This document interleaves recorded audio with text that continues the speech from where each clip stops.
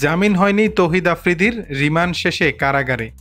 বৈষম্য বিরোধী আন্দোলনের সময় রাজধানীর যাত্রাবাড়ী থানায় আসাদুল হক বাবু হত্যা মামলায় কন্টেন্ট ক্রিয়েটর তৌহিদ আফ্রিদিকে রিমান্ড শেষে কারাগারে প্রেরণের আদেশ দিয়েছে আদালত।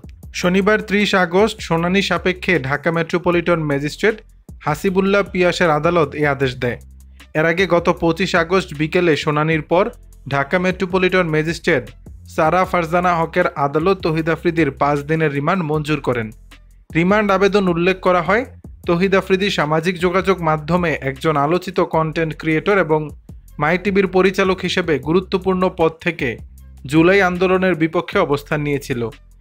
তিনি সেই সরকারের পক্ষ নিয়ে লাইভে উস্কানিমূলক বক্তব্য দিয়েছিল এবং সেলিব্রিটি ও অন্য কন্টেন্ট ক্রিয়েটরদের দিয়ে আন্দোলন বন্ধের জন্য প্ররোচিত করেছিল। এক্ষেত্রে যারা দ্বিমত পোষণ করে তাদেরকে হুমকি ও ভয়ভীতি দেখিয়েছে সে। এতে আরও বলা হয়, আসামির উস্কানিমূলক কার্যক্রমে অনুপ্রাণিত হয়ে স্থানীয় অনেক সন্ত্রাসী রাজনৈতিক নেতাকর্মী ও আইনশৃঙ্খলা বাহিনী নির্বিচারে গুলিবর্ষণে মামলার ভিকটিম আসাদুল হক বাবু মৃত্যুবরণ করে বলে তদন্তে প্রকাশ পায়।